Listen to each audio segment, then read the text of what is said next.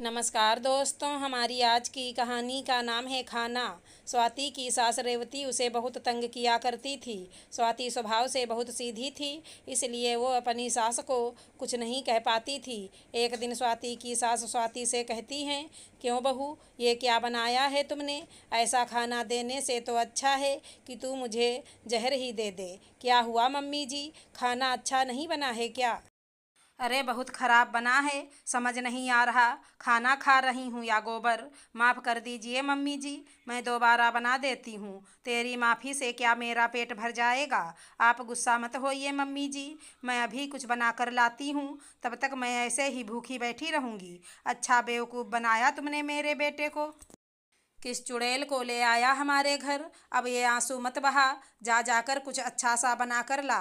इसके बाद स्वाति रोते हुए खाना बनाने के लिए किचन में चली जाती है। शाम को जब केशव दफ्तर से घर आता है, माँ स्वाति कहाँ हो तुम दोनों? तभी वहाँ पर माँ और स्वाति दोनों आ जाती हैं। क्या हुआ, क्यों गला फाड़ रहा है? माँ आज हम तीनों शॉपिंग पर जाएंगे, वाह बड़ा मज़ा आएगा। अरे काहे की शॉपिंग? इसके बाप ने पैसे भिजवाए हैं क्या, या तुझे खजाना मिल गया है? ओहो माँ, पर अगले महीने चाचा जी के यहाँ शादी है ना, वहाँ जाने के लिए मैं तो भूल ही गई थी। जब से ये स्वाति आई है ना, मेरे दिमाग का तो दही ही हो गया है। उसके बाद तीनों शॉपिंग करने के लिए चले जाते हैं। बाजार जाकर स्वाति की सास कहती है, बेटा पहले मुझे कोई अच्छी सी बनारसी साड़ी दिलवा दे। तेरे ससुराल से एक भी ढंग की साड़ी नहीं आई मुझे। हाँ माँ, पहले आप ले लो। हाँ माँ जी, हम आपके लिए बहुत ही सुंदर साड़ी लेंगे। अरे तू चुप कर, आई बड़ी मुझे साड़ी लेकर देने वाली। तू क्या जाने ये सब, तुमने तो अपने मायके में इतने बड़े बड़े माल भी नहीं देखे होंगे। माँ जी मैं तो बस कहा ना चुप। माँ की साड़ी लेने के बाद केशव कहता है, माँ की साड़ी तो हो गई स्वाति, अब तुम अपने लिए एक अच्छी सी साड़ी ले लो। अरे छोड़ इसे, क्या ज़रूरत साड़ी की? इसके पास तो पहले ही शादी की इतनी साड़ियाँ हैं। पर माँ, जब हम आ ही गए हैं तो स्वाति के लिए भी एक साड़ी ले ही लेते हैं। इसके लिए कुछ लेने की ज़रूरत नहीं है, चुपचाप घर चल। सास की बात सुनकर स्वाति भी अपना मन मारते हुए कह देती है, हाँ जी, मेरे पास तो बहुत ही साड़ी पड़ी हैं, मैं उन्हीं में से डाल लूँगी। और वो फिर सभी घर आ जाते हैं। अगले दिन स्वाति अपने मायके जाती है। अरे स्वाति दीदी, आप आ गईं, मैं कब से आपका इंतज़ार कर रही थी। आपने कितनी देर लगा दी, मैं भी तुम्हें बहुत याद कर रही थी रागिनी। दीदी आपका चेहरा इतना उतरा हुआ क्यों है? रागिनी के ऐसा पूछने पर ही स्वाति रोने लगती है और रोते हुए कहती है, मैं बहुत परेशान हो गई हूँ, पर तुम मम्मी पापा से कुछ मत कहना। नहीं कहूँगी दीदी, पर आप मुझे तो बताइए। स्वाति रागिनी को सारी आप बीती सुनाती है। ये सुनने के बाद रागिनी को उसकी सास पर बहुत ही ज़्यादा गुस्सा आता है और वो मन में ही सोचती है कि शुक्र है कि मेरी सास ऐसी नहीं है। 2 दिन रहने के बाद स्वाति अपने ससुराल जाने की तैयारी करती है। रागिनी अपनी माँ से कहती है, माँ मैं भी थोड़े दिनों के लिए दीदी के ससुराल रहने जा रही हूँ। ठीक है बेटा, तुम दोनों अपना ख्याल रखना, और स्वाति की सास का भी तुम चिंता मत करो माँ, उनका ख्याल तो मैं बहुत अच्छे से रखूँगी।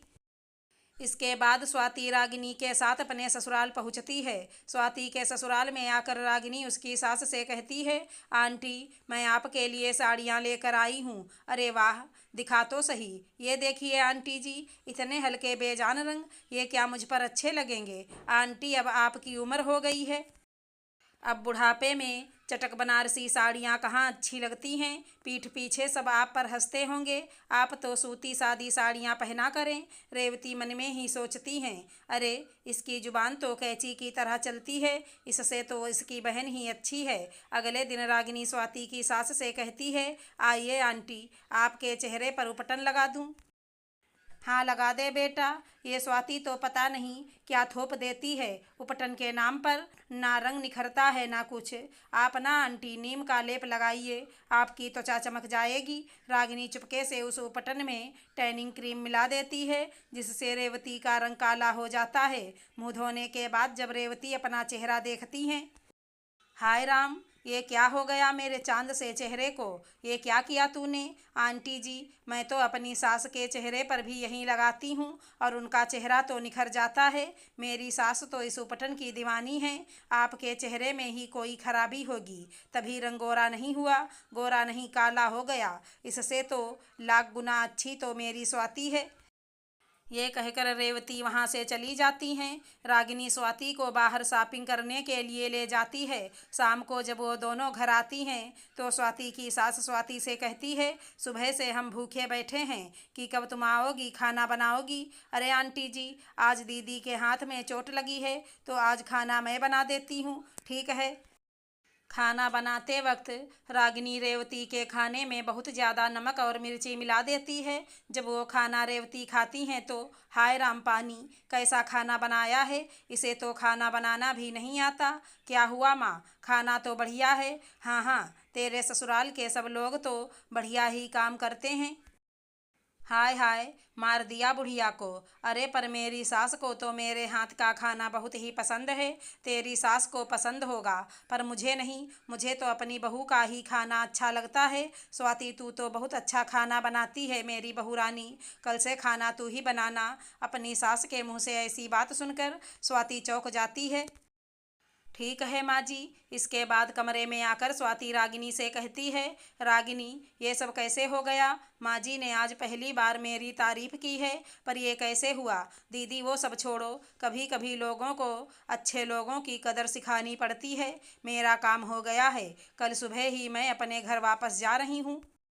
सुबह रागिनी अपने घर वापस चली जाती है। रागिनी के जाने के बाद स्वाति की सास उसके पास आकर कहती है, मुझे माफ़ कर दे बहू, मैंने तेरी अच्छाइयों में भी सदा कमियां निकाली। तू तो मेरी प्यारी बहू है, बस मैं तेरी कदर नहीं जान पाई। कैसी बातें कर रही हैं माँ जी, आपको मुझसे माफ़ी मांगने की कोई ज़रूरत नहीं है।